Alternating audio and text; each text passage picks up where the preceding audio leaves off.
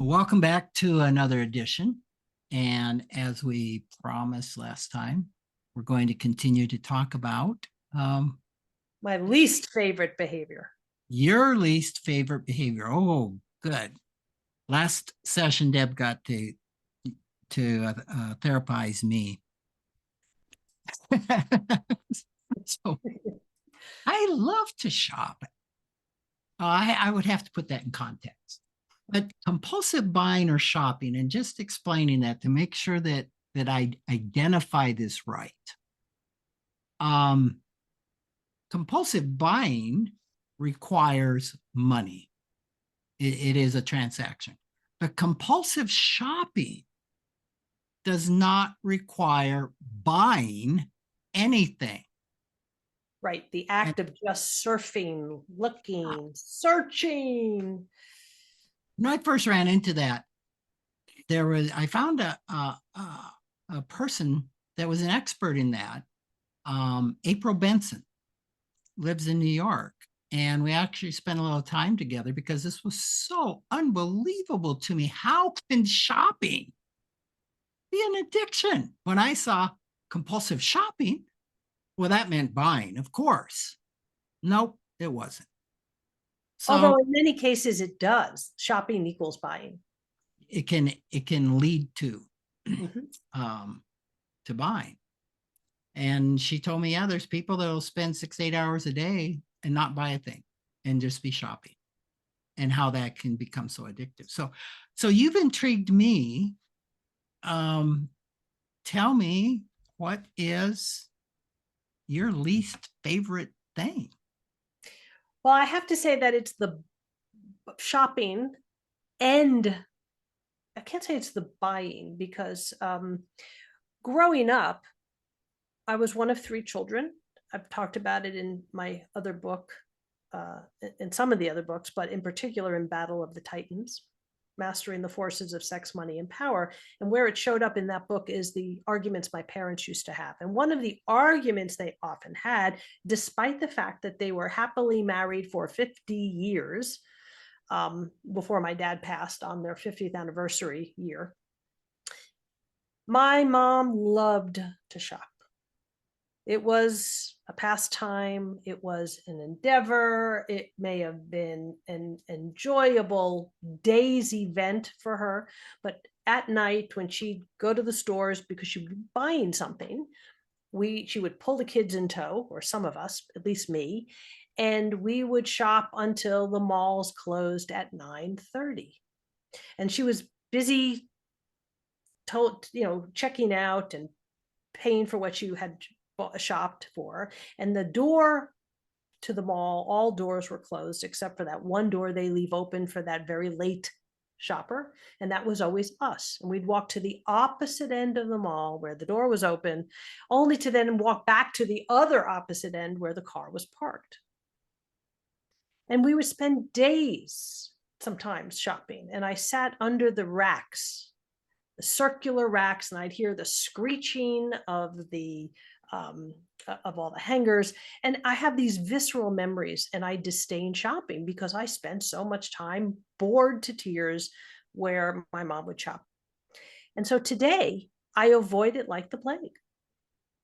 The thought that people go and shop for pleasure is just beyond what I can personally relate to. I Wow. understand it for others. And while I need to buy, I go in, I buy, I leave. That's it.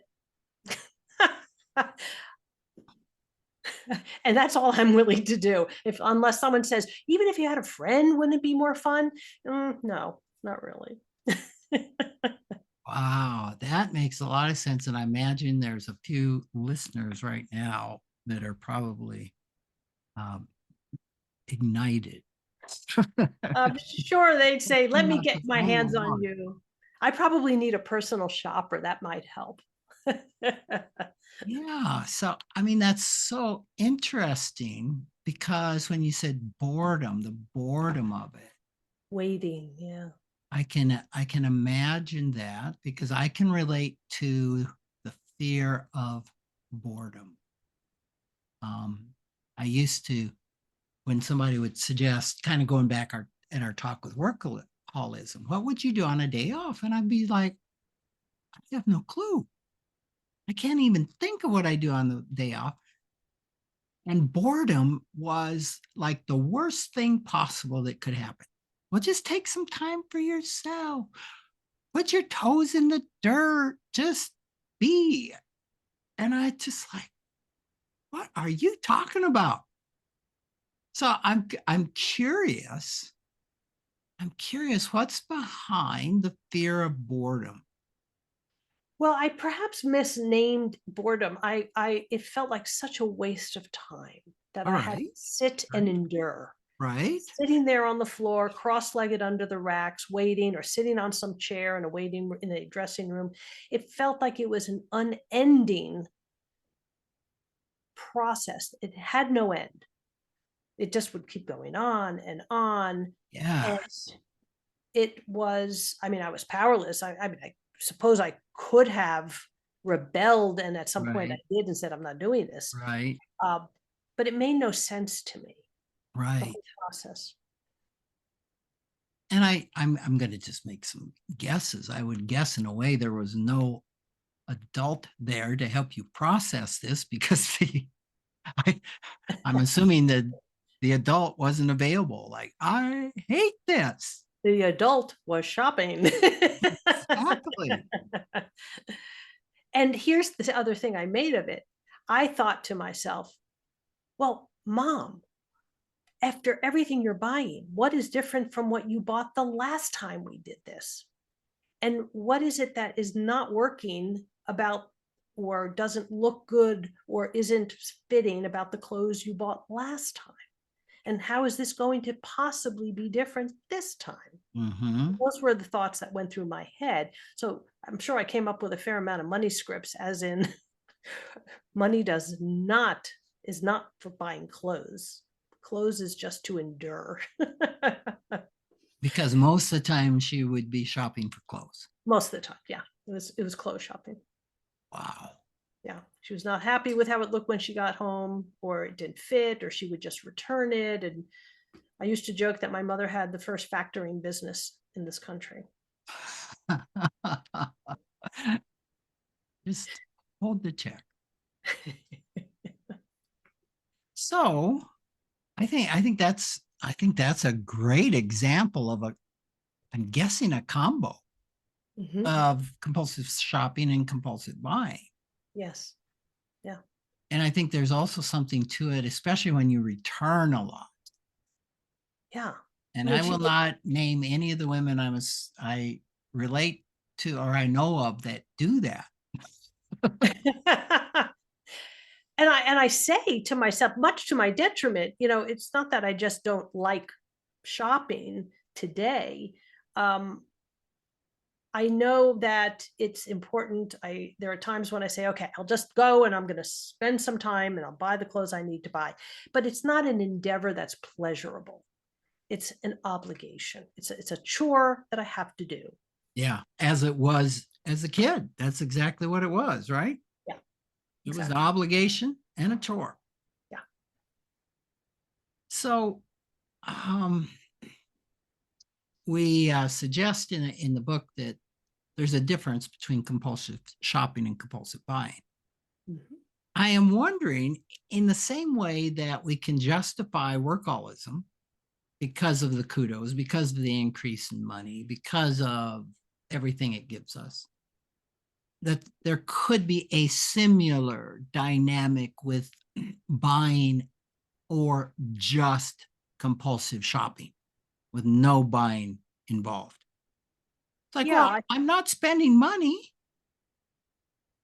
Well, So I how think it can this be gets to that reward system of feeling some sense of, um, well, if it's about self-medicating and or avoiding, in truth, spending hours shopping really preoccupies somebody's time and energy from something else. So it might be an avoidance behavior or a preoccupation to distract from something else that is more painful, problematic, frustrating, whatever it may be.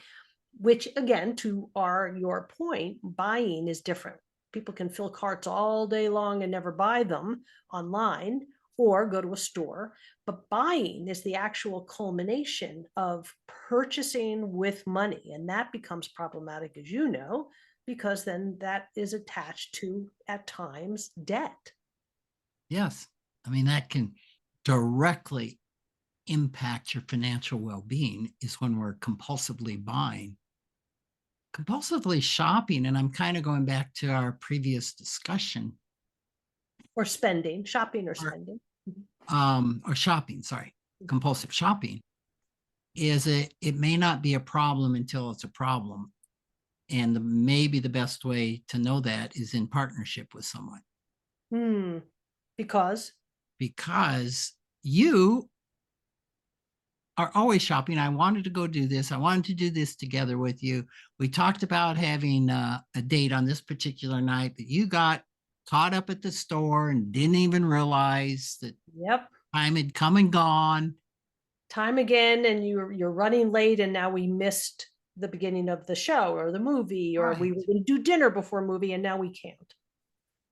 And to your point, when I'm that engrossed, I mean, I think it probably doesn't have to in every case, but it's like there's something I'm covering up. There's something I'm medicating. There's some painful emotion that I am uh, running from, and I may not even know. Yeah, very, Because very. it's like, well, try this on if you're listening to this and wondering. So just imagine yourself not shopping, that you Oh, don't shop anymore. You're I done. can I can hear out in the ether a lot of gasps. Oh my God, just I would imagine like thinking of ending any um addiction that there's complete panic. Yeah. I often say to people, if you think you have a problem with something like you just proposed, notice what happens when you no longer engage, whether it's drinking, smoking pot, gambling, spending, working. It isn't the fact that I can stop anytime I want. See, look, I did it. It's not that. It's not for that purpose. The purpose is to notice what happens for you when you're not engaging in those behaviors. So when you no longer are shopping, what comes up for you? Do you notice frustration? Do you notice angst, anxiety, fear, a preoccupation of, I don't know what to do with myself, or yeah, but, or the what ifs? Does it feel like a loss of some sort? And these are the noticings that are so helpful for that introspective search.